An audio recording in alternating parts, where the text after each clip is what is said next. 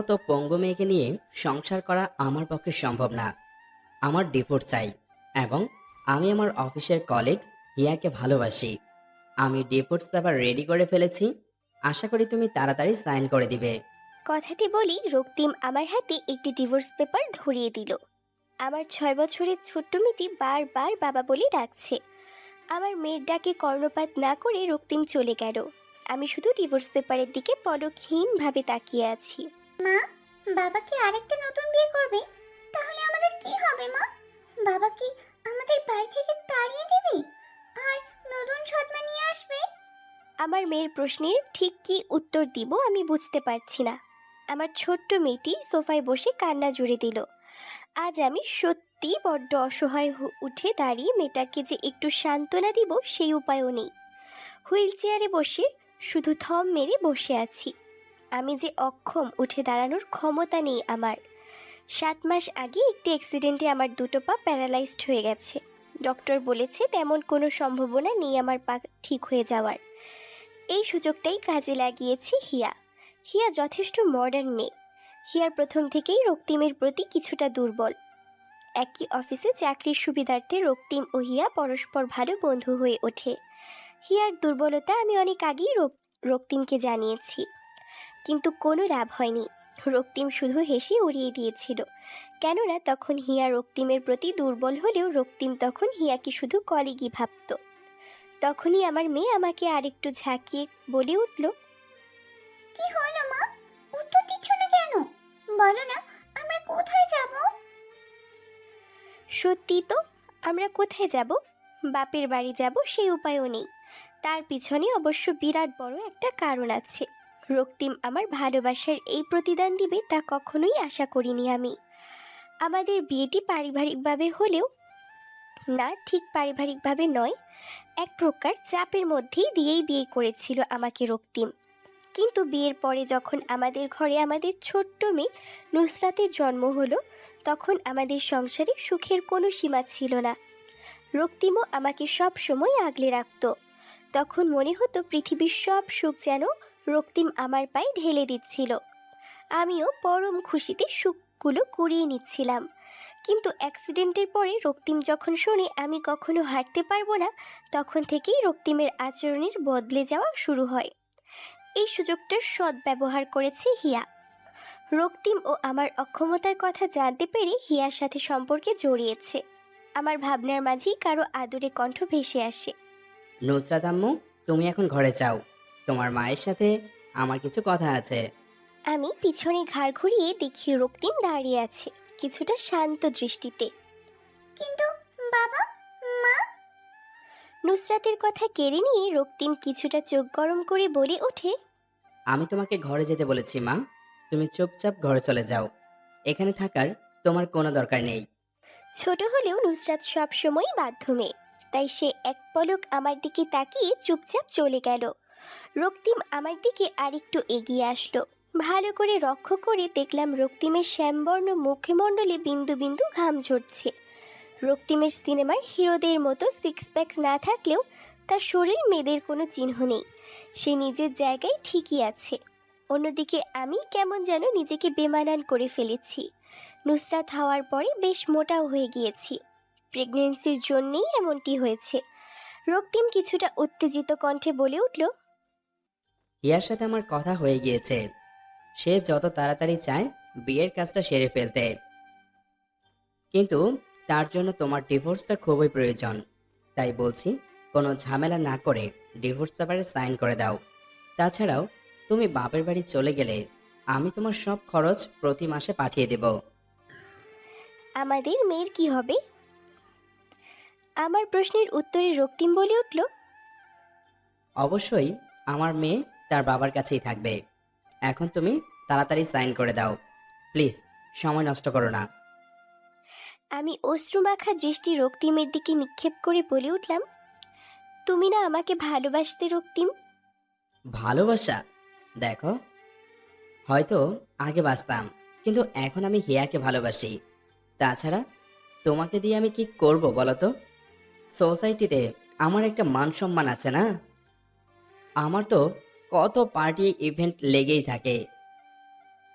তাছাড়া হিয়া আমার অফিসে বেশ ভালো পজিশনে জব করে। হিয়াকে বিয়ে করলে ভালো একটা রেপুটেশন হবে আমার সোসাইটিতে। আমার সাথে শুধু হিয়ার মতো যোগ্য স্ত্রী মানায়, তোমাকে নয়। রক্তিমের কথা শুনে আমার কান্নাগুলো যেন গলায় দলা পাকিয়ে আসছিল। এতদিন আমি কার সাথে সংসার করলাম, মাথাটাও যেন ভারী হয়ে আসছে। রক্তিম এতটা স্বার্থপর, ছি! তুমি এতটা স্বার্থপর। আমি এতদিন তোমার মতো স্বার্থপরের সাথে সংসার করেছি। আমার কথায় রক্তিম কিছুটা বিদঘুটে হেসে জবাব দিল, আমি যে কতটা স্বার্থপর তার প্রমাণ তুমি বিয়ের দিনই পেয়ে গিয়েছিলে। তাহলে আজ হঠাৎ এত অবাক হচ্ছ কেন? এখন সময় নষ্ট না করে তাড়াতাড়ি সাইনটা করে দাও। রক্তিমের কথার সাপেক্ষে আমার কিচ্ছু বলার নেই। আমি কি করব বুঝতে পারছি না। হাত পাগুলো অনবরত কেঁপে যাচ্ছে, কিন্তু না, আমাকে ভেঙে পড়লে তো চলবে না। তাই আমি শক্ত কণ্ঠে জবাব দিলাম, আমি তোমাকে কিছুতেই ডিভোর্স দেব না রক্তিম, শুনে রাখো। রক্তিম বলে উঠল, হোয়াট? আমি পঙ্গু বলি তুমি আমার সাথে যা ইচ্ছে তা করবে আর আমি তা ভালোই ভালোই মেনে নিব? তাহলে তুমি সব থেকে বড় বোকা।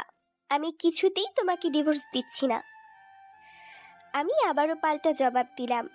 রক্তিম এইবার আমাকে কিছুটা শাসিয়ে বলল, দেখো বর্ষা, তুমি যদি ভেবে থাকো এসব করে তুমি আমার বিয়ে আটকে দিবে, তাহলে একটা কথা পরিষ্কার করে শুনে রাখো, আমি এই বিয়েটা করেই ছাড়বো।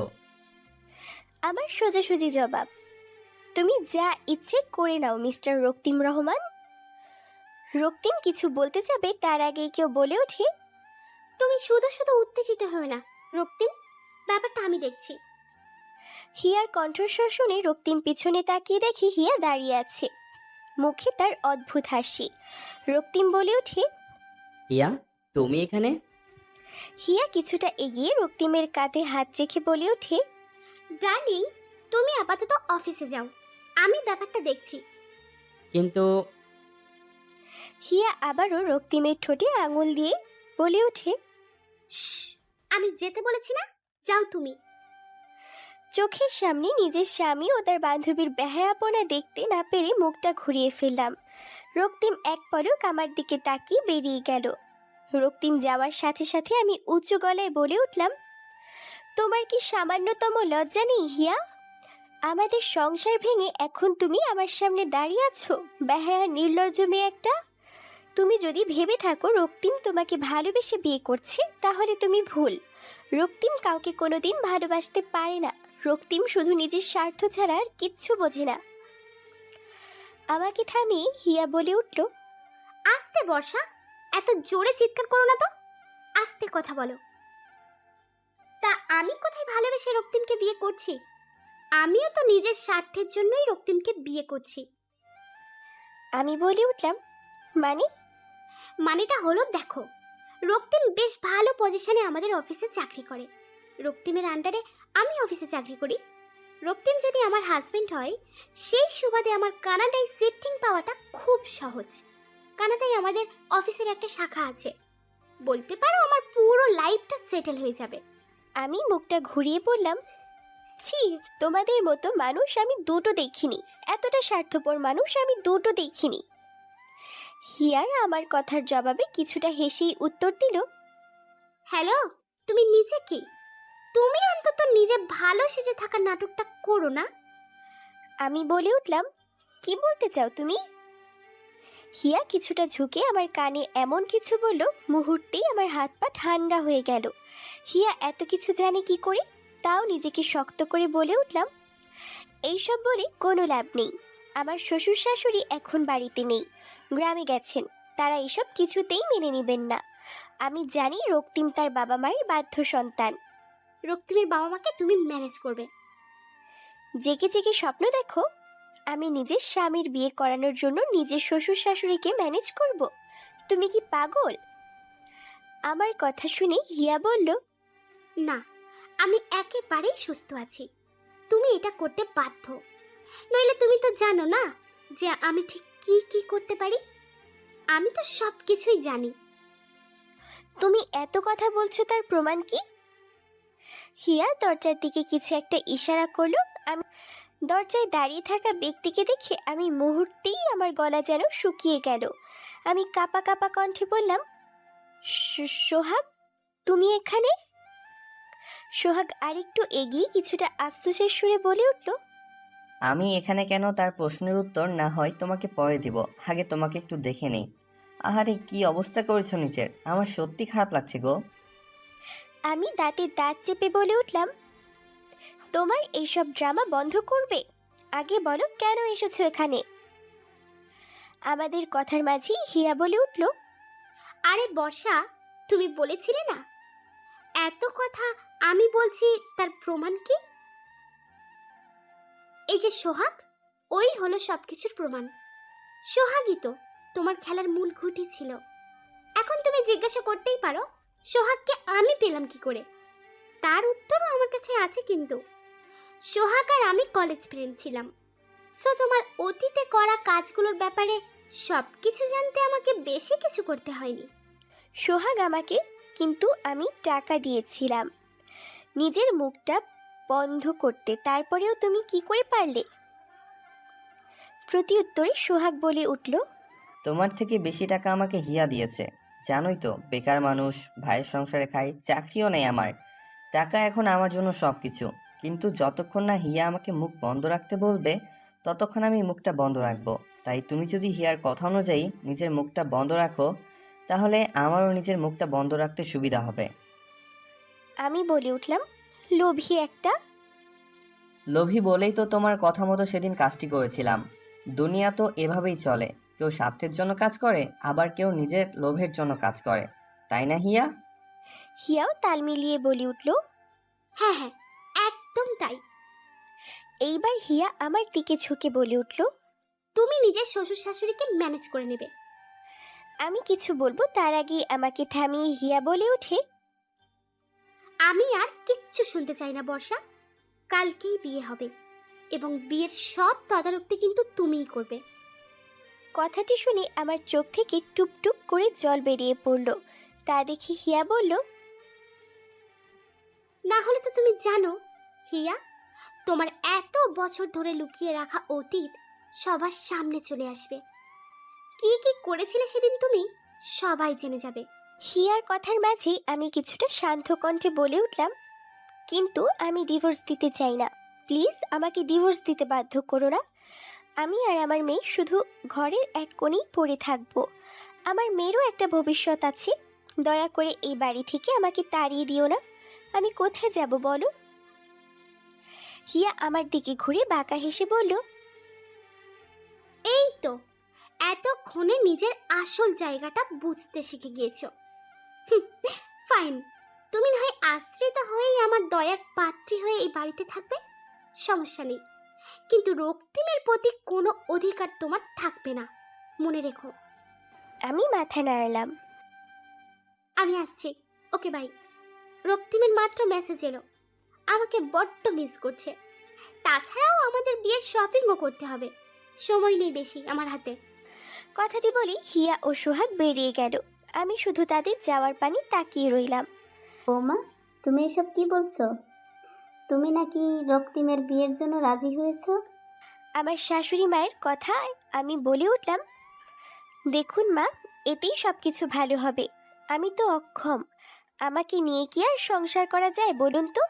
আপনার ছেলে হিয়ার সাথেই ভালো থাকবে। আমি চাই বাবা মা আপনারাও এই বিয়েতে সব কিছু ভালোভাবে আয়োজন করবেন, খুশি খুশি। এতে আপনার ছেলেরও ভালো লাগবে।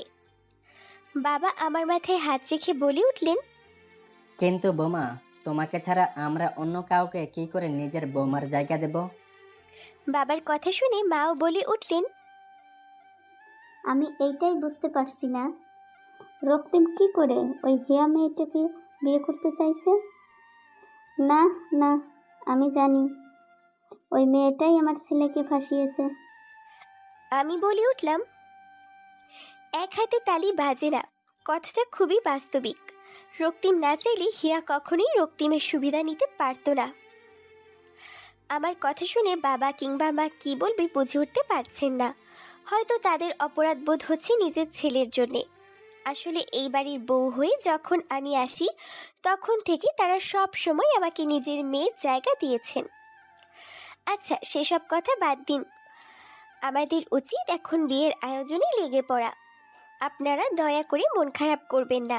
তাছাড়া রক্তিম তো আমাকে ডিভোর্স দেয়নি, দয়া করে আমাকে এই বাড়িতে থাকতে দিয়েছে। আমার মতো পঙ্গু মেয়ে রক্তিমের স্ত্রীর পরিচয় থাকবে, এইটুকুই বা কম কিসের? সত্যি বৌমা, তোমাকে আমাদের কিছু বলার নেই।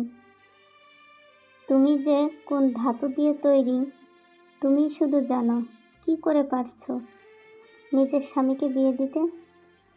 মায়ের কথা শুনে আমি শুধু বললাম, এমন কিছু পরিস্থিতি জীবনে চলে আসে না চাইতেও করতে হয়। রাত প্রায় 12টা বাজে। নুসরাত ঘুমাচ্ছে। আমি বসে বসে কিছু ভাবছি, তখনই দরজা খুলে রক্তিম ভিতরে ঢোকে। রক্তিমকে দেখে আমি কিছুটা অবাক হলাম বটে। রক্তিম রুমে ঢুকে একবার নুসরাতের কাছে গিয়ে নুসরাতের মাথায় হাত বুলিয়ে আমার পাশে এসে বসে। রক্তিম কিছু বলবে তার আগে আমি বলে উঠলাম, বিয়ের শপিং করা শেষ? মানে তুমি তো এতক্ষণ বোধহয় শপিংয়ে ব্যস্ত ছিলে হিয়ার সাথে, তাই না? আমার কথা শুনে রক্তিম আমার হাত দুটো ধরে শুধু বলে উঠল, আমি জানি বর্ষা, তুমি বোধহয় আমাকে খুব খারাপ ভাবছো, কিন্তু আমি অতটাও খারাপ নয়। আমি রক্তিমের থেকে নিজের হাত ছাড়িয়ে বলে উঠলাম, এইসব কথা ছাড়ো, সেই কাজের জন্য এসেছো যা অলরেডি হয়ে গিয়েছে। তাই তুমি এখন চিন্তা করো না, তোমার বাবা মাকে আমি রাজি করিয়ে ফেলেছি। কথাটি শুনেই রক্তিমের মুখে হাসি ফুটে ওঠে। রক্তিম আমার কপালে চুমু খেয়ে বলল, সত্যি বলছো বর্ষা? এই জন্যই তোমাকে এতটা ভালোবাসি। আমি নিজে থেকে রক্তিমকে ছাড়িয়ে বললাম, তুমি অন্তত এইসব ভালোবাসার কথা বলিও না। স্বার্থ ছাড়া তুমি কিচ্ছু করো না। এমনকি এত রাতে নিজের স্বার্থের জন্যই এসেছিলে, আমার জন্য নয়। আমার কথাটি শুনে রক্তিম কিছুটা দমে গেল। আমি আবারও বলে উঠলাম, রাত হয়েছে অনেক, কালকে বিয়ে তোমার, এখন যাওয়া উচিত। যাও ঘুমিয়ে পড়ো। রক্তিম উঠে দাঁড়িয়ে নিঃশব্দে রুম ত্যাগ করলো। আমি আর পারলাম না, মাথাটা বিছানায় এলিয়ে দিলাম। কান্না পাচ্ছে প্রচণ্ড, কিন্তু আমাকে কাঁদলে চলবে না। অনেক কাজ আছে, অনেক কিছু বাকি আছে এখনো। সকালে বাড়িতে যেন কাজের ধুম পড়ে গেছে। যদিও কম মানুষ আসছে, তবুও রক্তিম যতটুকু পারছে আয়োজন করছে। বাবা মা নিজের রুম থেকে বেরোননি, হয়তো তারা পারবে না তাদের ছেলের বেহায়াপনা দেখতে। আমি হুইল চেয়ারে বসে উপর থেকে সব কিছু দেখে যাচ্ছি। দেখছি বলে ভুল হবে, কিছু ভাবছি। তখনই আমার মেয়ে আমাকে ঝাঁকাতে ঝাঁকাতে বলল, মা, আজকে নাকি বাবার বিয়ে, তুমি আটকাও না বাবাকে। আমি বলে উঠলাম, তুমি এত কিছু ভেবো না, যাও এখান থেকে, আমাকে ডিস্টার্ব করো না। না মা, আগে তুমি বলো তুমি এই বিয়ে আটকিয়ে দিবে। তোমাকে বললাম না, যাও এখান থেকে। শুনো না কেন আমার কথা? একটা থাপ্পড় দিব। কথাটা বলে আমি নুসরাতকে থাপ্পড় দিতে গিয়েও দিলাম না। বাবা পচা, তাই বিয়ে করছে, আর তুমিও অনেক পচা। কথাটি বলে নুসরাত কাঁদতে কাঁদতে বেরিয়ে গেল। আমি ওকে থামাতে গিয়েও পারলাম না। সত্যি ওর বা কি দোষ? ছোট্ট মেয়ে আমার, নিজের বাবার বিয়ে করছে, তাও নিজের মা বেঁচে থাকা অবস্থায়। এইটা বোধহয় কোনো সন্তানই মেনে নেবে না। আমিও আবারও রক্তিমের দিকে তাকালাম। কত খুশি মনে নিজের বিয়ের তদারকি করছে। কান্না পেলেও আমার প্রচণ্ড হাসি পাচ্ছে। অদ্ভুত না ব্যাপারটা? আমার মাথায় ভয়ঙ্কর কিছু ঘুরপাক খাচ্ছে, যা ভেবে আমার মুখে অজান্তেই হাসি ফুটে ওঠে। বিয়ের ধুম পড়ে গেছে একেবারে। রক্তিম ঠিক করেছে এই বাড়িতেই তার বিয়ে হবে। যেহেতু হিয়ার বাবা মা নেই, আত্মীয় বলতে নিজের কাকা কাকি আছে, তারাও বিদেশে থাকেন। আমার মেয়েটি বাগানে এক কোণে চুপচাপ দাঁড়িয়ে চোখের জল ফেলছে। রক্তিম বাগানেই আছে, কিন্তু মেয়ের চোখের জল দেখার তার সময় কই? সে তো তার হবু স্ত্রী হিয়ার সাথে ফোনে মধুর প্রেমালাপে ব্যস্ত। ভালো, বেশ ভালো, যত ইচ্ছে মধুর প্রেমালাপ করে নাও রক্তিম, পরে সময় পাবে কিনা কে জানে। বলেই আমার মুখে অজান্তেই হাসি ফুটে ওঠে। হুইল চেয়ারের চাকাটা ঘোরাতে ঘোরাতে কোনোরকম উপর থেকে নিচে নেমে এলাম। আমার নামতে দেখতে আমার শাশুড়ি হন্তদন্ত হয়ে আমার কাছে এসে বলে উঠলেন, বৌমা, তুমি এখানে কি করছো? আমি বলে উঠলাম, আসলে মা, আমি ভেবেছি আয়োজন কতটুকু হয়েছে তা দেখে আসি, তাই এলাম।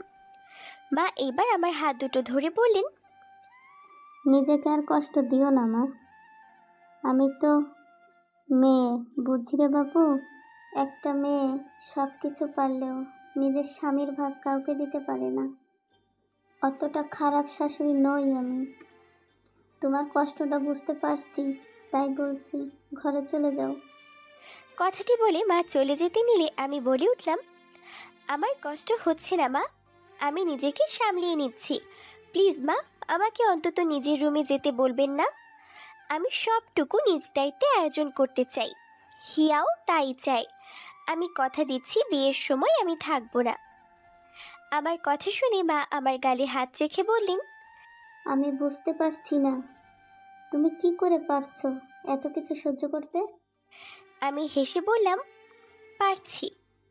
মা আমার মাথায় হাত রেখে বলল, কিছু বলবো না, কারণ তোমার তুলনা হয় না। শুধু বলবো আল্লাহ তোমাকে সব কিছু সহ্য করার ধৈর্য দান করুক। কথাটা বলেই মা চলে গেলেন। আমার চোখের জলটুকু মুছে মনে মনে বেশ কয়বার নিজে নিজে হাসলাম। সত্যি আমার কোনো তুলনা হয় না। কিন্তু মা, আপনিও বাবার জন্য খারাপ লাগলো। আমার কিচ্ছু করার নেই। আমি তো আর ভালো মানুষ নই, তাই কি করে পারবো নিজের স্বামীর সাথে নিজের ভালোবাসার মানুষটার সাথে অন্য কাউকে সহ্য করতে। নিজের ঘরে বসে মিষ্টির প্যাকেটগুলো ভালোভাবে প্যাকিং করছি। নিচে হই হুল্লোড় কানে আসতেই বুঝতে পারলাম হিয়া চলে এসেছে। বেশি কেউ আসেনি, শুধু হিয়া ও রক্তিমের অফিসের কলিগ ও ফ্রেন্ডসরাই এসেছে। কাজী সাহেব চলে আসলেই বিয়ে হয়ে যাবে। দরজায় নক পড়তেই আমি বলে উঠলাম, কে? আমি। কথাটি বলেই হিয়া রুমে ঢুকে পড়ল। পরনে তার বিয়ের লাল বেনারসি। হিয়াকে দেখে বুকটা আমার কেঁপে উঠল। আমিও নিজের বিয়ের দিন লাল বেনারসি পরেছিলাম। হিয়া আমার কাছে এগিয়ে বলল, বর্ষা, আমাকে কেমন লাগছে? আমি বলে উঠলাম, সব সময়ের মতোই সুন্দর। হিয়া বলে উঠল, কিন্তু আমি তো শুনেছিলাম বিয়ের দিনে নাকি মেয়েদের বেশি সুন্দর লাগে। হুম, আজকে তোমাকে অনেক সুন্দর লাগছে। হিয়া এবার আয়নার সামনে দাঁড়িয়ে বলল, তার মানে তোমাকেই তোমার বিয়ের দিনে সুন্দর লেগেছিল। So funny. আমিও না কাকে যে কি বলি, তোমার যা ফিটনেস আর যা শরীরের ঢং, আমি শিওর সেদিন তোমাকে পেতনিই লেগেছিল। রক্তিমের মতো ছেলে তোমার সাথে এতগুলো বছর কি করে যে সংসার করলো, আমি শুধু সেটাই ভাবছি। হিয়ার কথা শুনে আমি নিজের হাত দুটো মুষ্টিবদ্ধ করলাম। ইচ্ছে করছে কষিয়ে থাপ্পড় বসাতে। নিজের রাগটুকু দমিয়ে আমি শুধু বললাম, হ্যাঁ তা ঠিক বলেছ।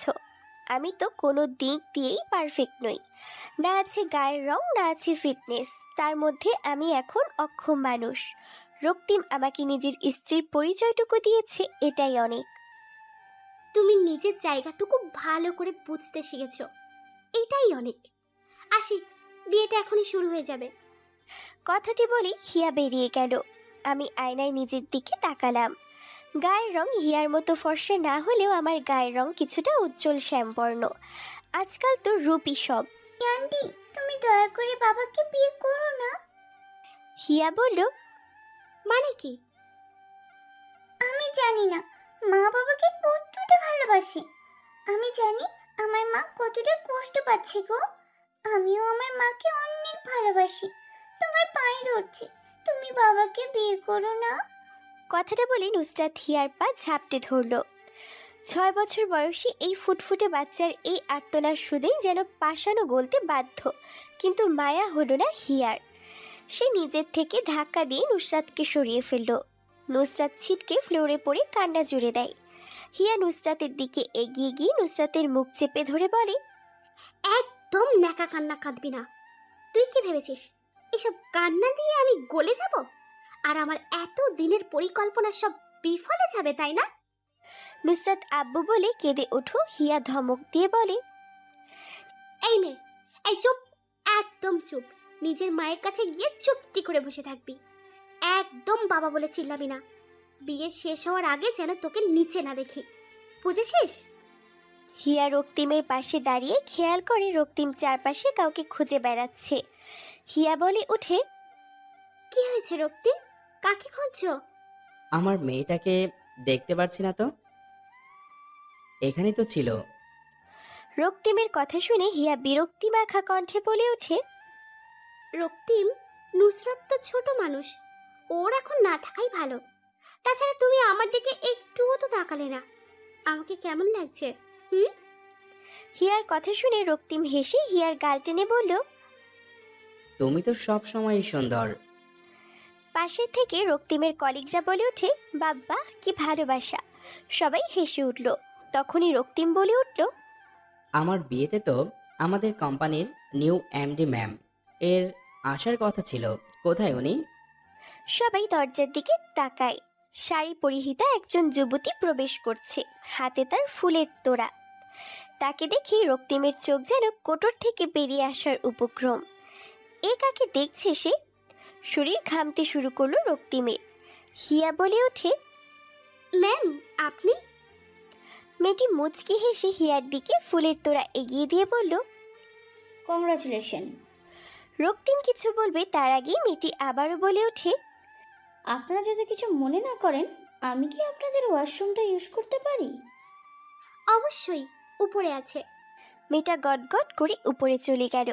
এদিকে আমি, হিয়া ও রক্তিমের মিষ্টির প্লেটে প্যাকেটে এমন এক বিষ প্রয়োগ করব যেই বিষ খেলে প্রথমেই ওদের শরীরে কোনো ইফেক্ট পড়বে না, কিন্তু আস্তে আস্তে শরীর নিস্তেজ হয়ে বাসর ঘরেই ওদের মৃত্যু হবে বলেই হেসে উঠলাম আমি। ওরা সুখে সংসার করবে আর এদিকে আমি বাড়ির এক কোণে পড়ে থাকবো, তা তো কিছুতেই হয় না। আর কিছুক্ষণ পরেই শেষ হয়ে যাবে এই স্বার্থপর রক্তিম ও হিয়া। ভাবতে ভাবতে আমি মিষ্টির প্লেটে বিষ দিতে যাব, তার আগেই কারো কণ্ঠস্বর ভেসে ওঠে। তুই ঠিক আগের মতোই থেকে গেলি বর্ষা। মানুষের ক্ষতি ছাড়া কিছুই করতে পারিস না, কিন্তু নিয়তি বলে একটা জিনিস আছে, বুঝলি? পরিচিত কণ্ঠস্বর কানে ভাসতেই আমার হাত পাগুলো কাঁপাকাঁপি শুরু হয়ে গেল। আমার হাত থেকে মিষ্টির প্লেটটা থপ করে নিচে পড়ে গেল। আমার সাহস হলো না পিছনে তাকানোর। কথাটি বলি, পিছনে থাকা মেয়েটি আমার সামনে চলে আসলো। তাকে দেখে ঠিক কী রিয়েক্ট করা আমি বুঝতে পারছি না। মেয়েটি আমার দিকে কিছুটা ঝুঁকে বলে ওঠে, কিরে আপুই, নিজের ছোট বোনকে ভুলে গেলি? আমি ঠোঁট দিয়ে জিহ্বা ভিজিয়ে বলে উঠলাম, তুইও কি এখানে তামাশা দেখতে এসেছিস সন্ধ্যা? সন্ধ্যা আমার কথা শুনে মুচকি হেসে বলল, আমি তো শুনেছিলাম এখানে বিয়ে হচ্ছে, তামাশা হচ্ছে তা তো জানি না। আমি কিছুটা রেগেই বলে উঠলাম, মজা নিতে এসেছিস এখানে? দেখতে এসেছিস আমার সুখের সংসারটা ভেঙে যাওয়া, তাই না? আসলে এইটাই তো তুই চেয়েছিলি, সব সময় এই দোয়া করেছিস না? দেখ ফলে গেল। আসলে তুই সব সময় এটাই চেয়েছিস আমি যেন সুখে না থাকি।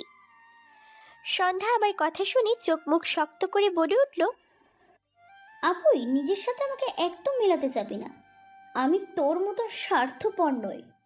আর সুখের সংসার, অন্যের জীবন নরকের দিকে ঠেলে দিয়ে যেই সংসারের সূচনা হয়, সেই সংসার কখনো টেকে না।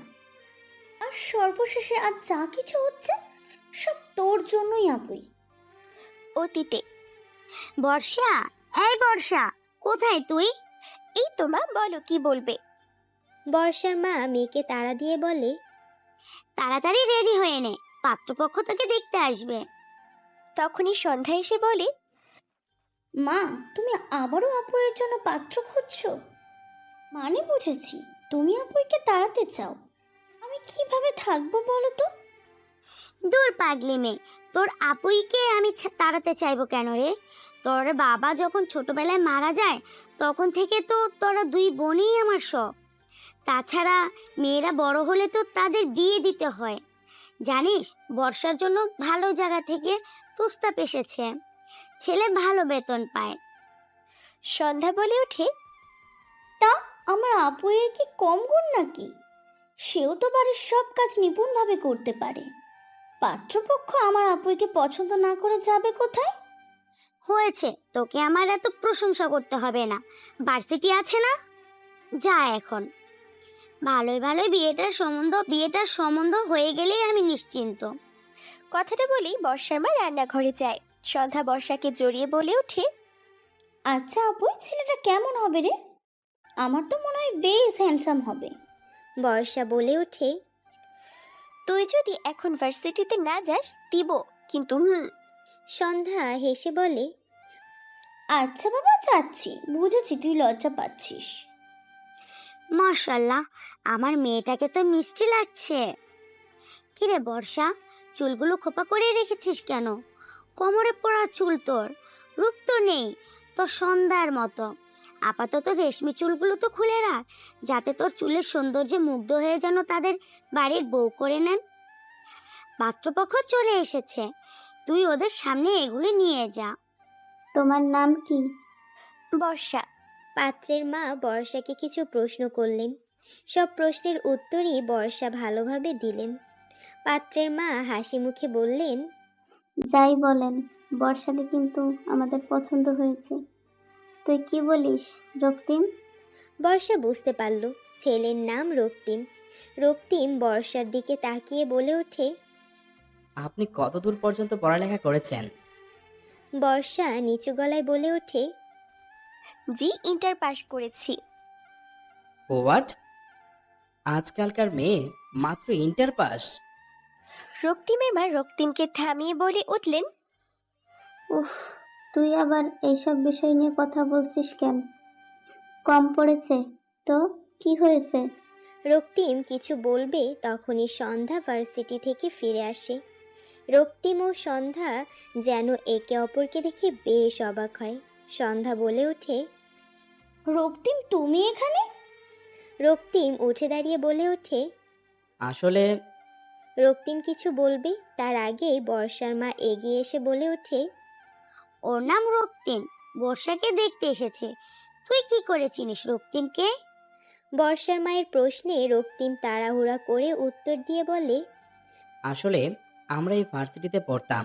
আমি সন্ধ্যার সিনিয়র, তাই আমরা একে অপরকে চিনি। রক্তিমের মা বলে ওঠে। এ তো ভালো কথা। সন্ধ্যা অবাক পানে রক্তিমের দিকে তাকায়। বর্ষা খেয়াল করলো রক্তিম ইশারায় সন্ধ্যাকে উপরে যেতে বলছে। সন্ধ্যাও দেরি না করে উপরে চলে যায়। আচ্ছা, আপনাদের ওয়াশরুমটা কোথায়? রক্তিমের প্রশ্নে বর্ষার মা উত্তর দেয়, উপরেই আছে বাবা। এই বর্ষা, তুই বরং রক্তিমকে নিয়ে যা। রক্তিম বলে ওঠে। ওনাকে লাগবে না, আমি নিজেই চলে যেতে পারবো। কথাটা বলেই রক্তিম উপরে চলে গেল। ছাদে দাঁড়িয়ে আছে সন্ধ্যা ও রক্তিম। সন্ধ্যা শান্ত কণ্ঠে বলে উঠল, তোমার মা যে তোমার জন্য পাত্রী দেখছে, কই আমাকে বলনি তো?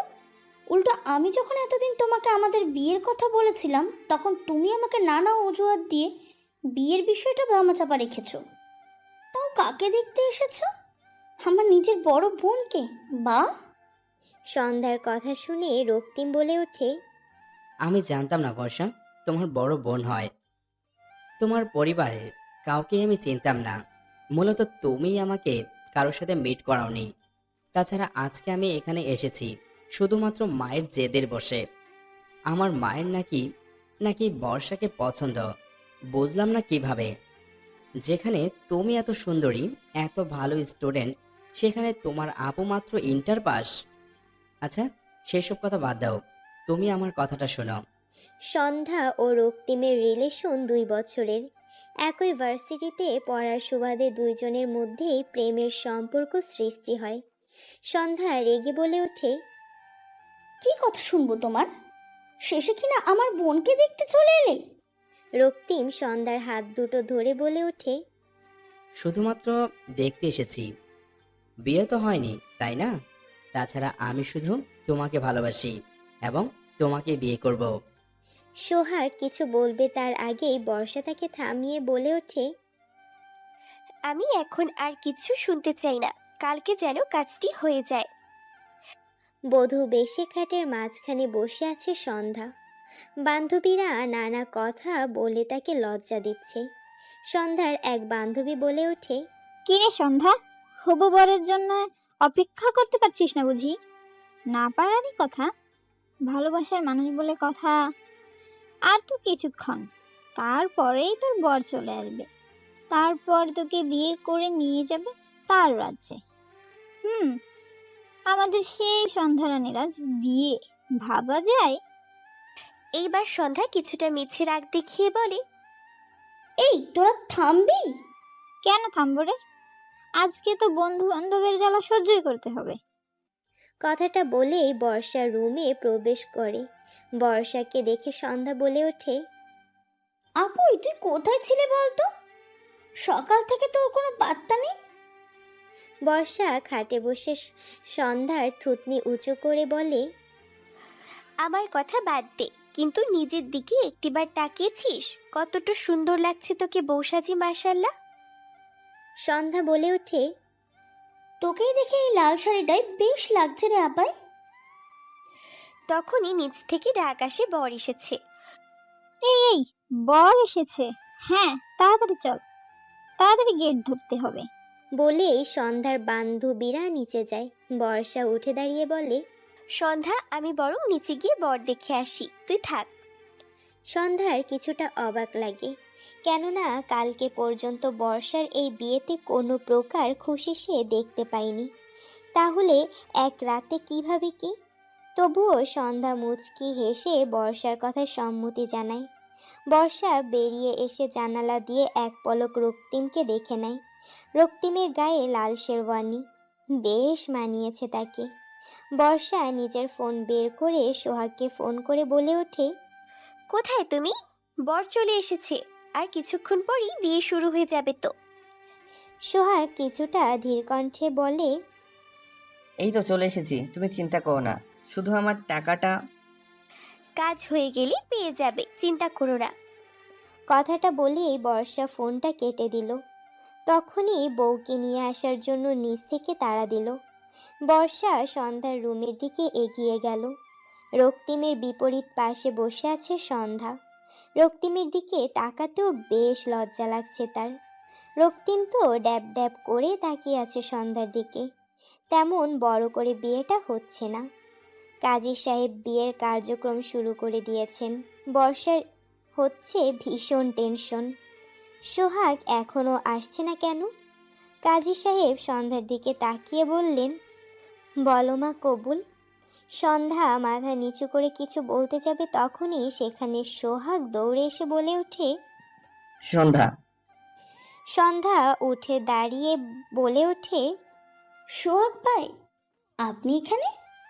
সোহাগের কথা শুনে সবাই অবাক হয়। বর্ষা সবার অগোচরে হাসে। রক্তিম উঠে দাঁড়িয়ে বলে, এই যে, আপনি এসব কি বলছেন? তা না হয় আপনার হবু বউকেই জিজ্ঞাসা করুন। সন্ধ্যা রেগে বলে ওঠে, এত কথা আপনি বলছেন, তার প্রমাণ কি? সন্ধ্যার কথায় সোহাগ কিছু ছবি বের করে রক্তিমের হাতে ধরিয়ে দেয়। বিভিন্ন সময়ে বিভিন্ন জায়গায় সোহাগের সাথে সন্ধ্যার তোলা ছবি। সন্ধ্যা বলে ওঠে, এসব কিসের ছবি? রক্তিম সন্ধ্যার কাছে গিয়ে ছবিগুলো ছুঁড়ে দিয়ে বলে, তুমি ভালো করে দেখে নাও, কিসের ছবি এটা? সন্ধ্যা ছবিগুলো দেখে কিছুক্ষণ থম মেরে বসে থাকে। এই সব তো বাস স্ট্যান্ডে কিংবা যখন সে কোনো পার্কে থাকতো তখন সোহাগ তার কাছে এসে জোর করে বসতো। যদিও সোহাগকে সবসময় এড়িয়ে চলতো সে। সোহাগ কিছুটা বিড়বিড় করে বলে ওঠে, ভাগ্যিস লুকিয়ে এসব ছবি তুলে রেখেছিলাম। সন্ধ্যা বলে ওঠে, তো এইসব ছবিতে কিছুতেই প্রমাণ হয় না আমাদের মধ্যে সম্পর্ক ছিল। কিন্তু এইটা তো সত্যি তোদের মধ্যে রিলেশন ছিল, তার প্রমাণ তো আমি নিজেই। বর্ষার কথাতে এক প্রকার স্তব্ধ হয়ে যায় সন্ধ্যা। সন্ধ্যা কান্না মিশ্রিত কণ্ঠে বলে ওঠে, আপাই তুই এসব কি বলছিস? কেন বলছিস? বর্ষা বলে, তাহলে আর কি বলবো বল?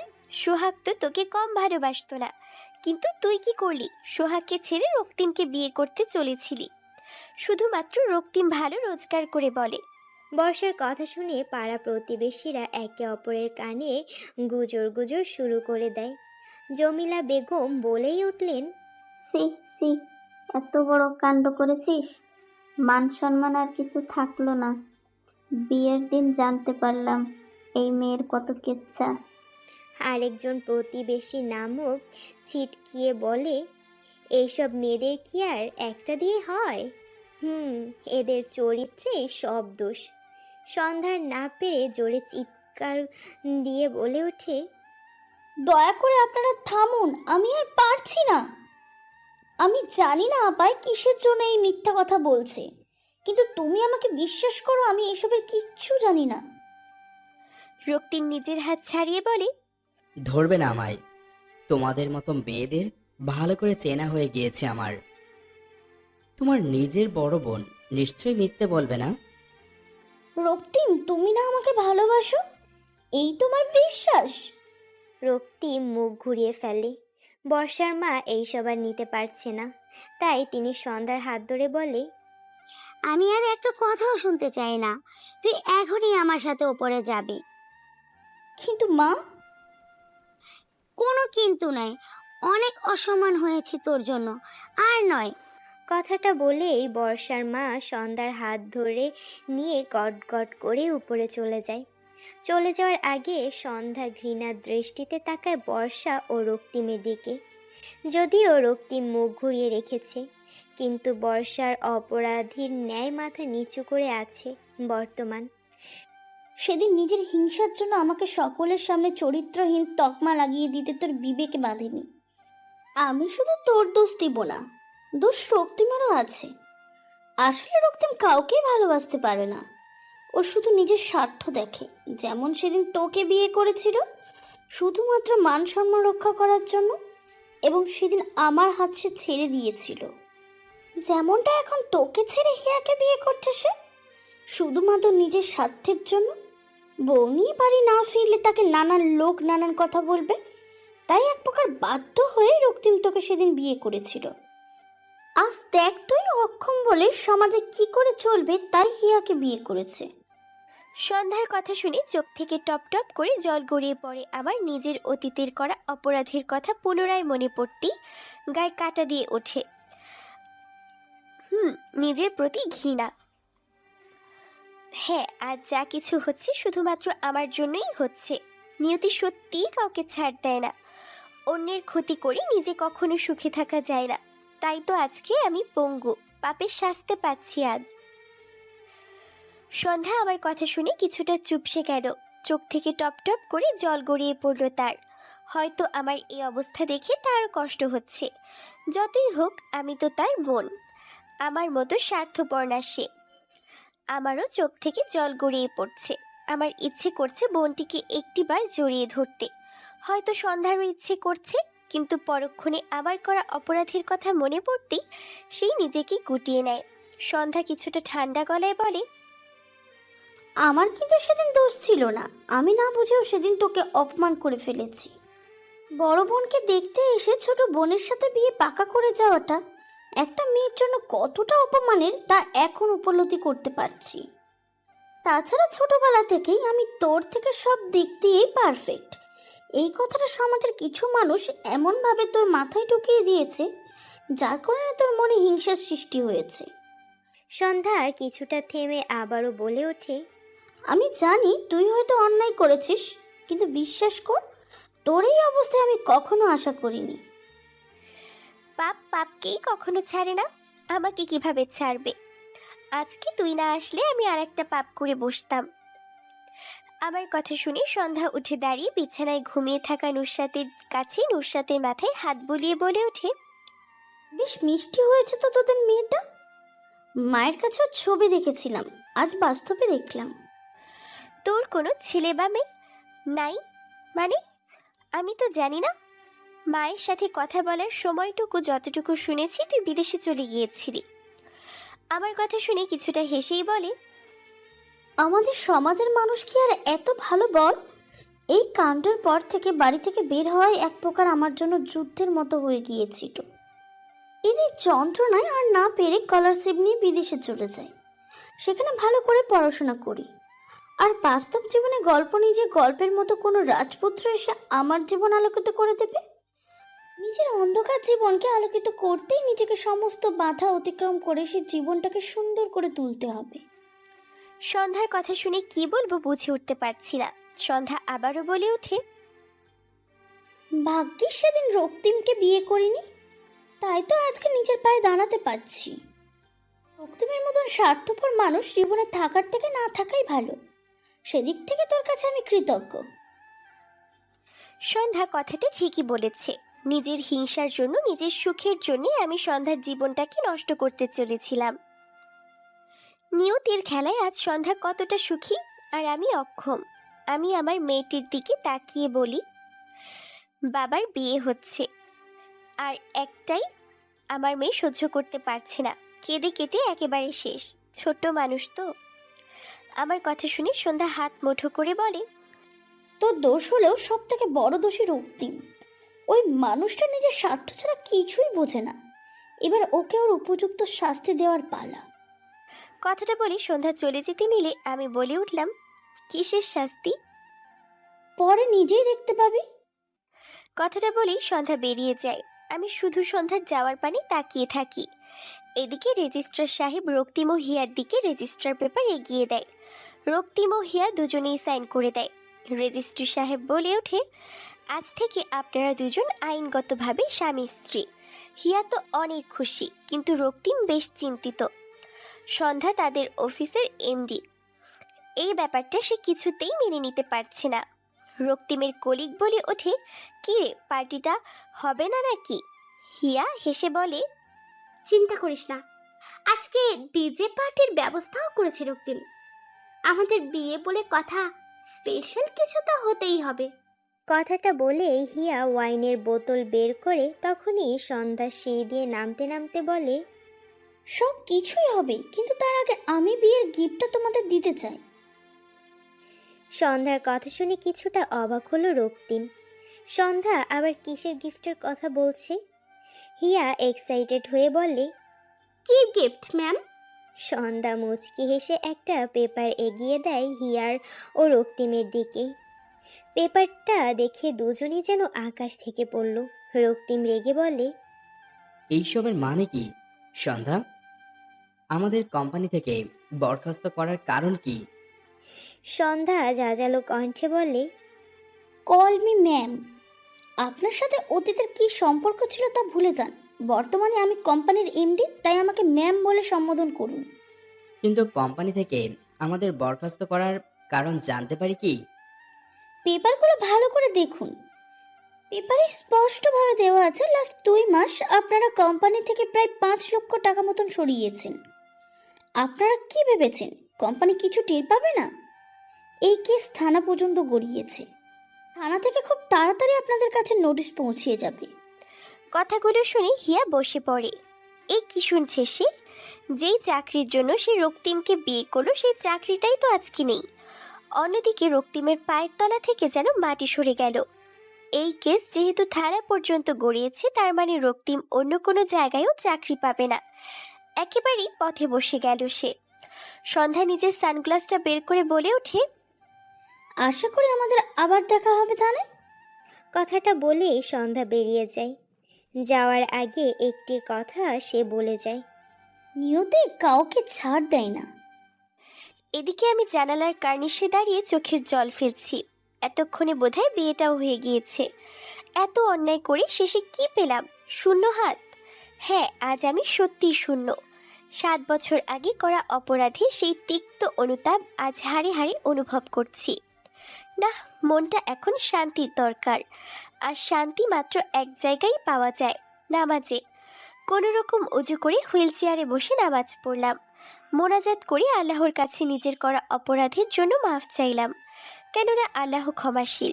বান্দা যত অপরাধী করুক, ক্ষমতার আধার যিনি, মহা মহিম যিনি, যার কাছে দয়া ও ক্ষমার অফুরন্ত ভাণ্ডার রয়েছে, তার কাছে যদি পাপী বান্দার অনুনয় বিনয় করে, প্রাণের পুরোটা আবেগ উজাড় করে একটু ক্ষমা প্রার্থনা করে, তিনি তাকে ক্ষমা করে দেন। রাসূল সাল্লাল্লাহু আলাইহি সাল্লাম বলেন, তোমাদের কেউ মরুভূমিতে হারিয়ে যাওয়া উট খুঁজে পেয়ে যতটা খুশি হয়, আল্লাহ তাআলা বান্দার তওবায় তার চেয়েও অনেক বেশি খুশি হন। সুবহানাল্লাহ।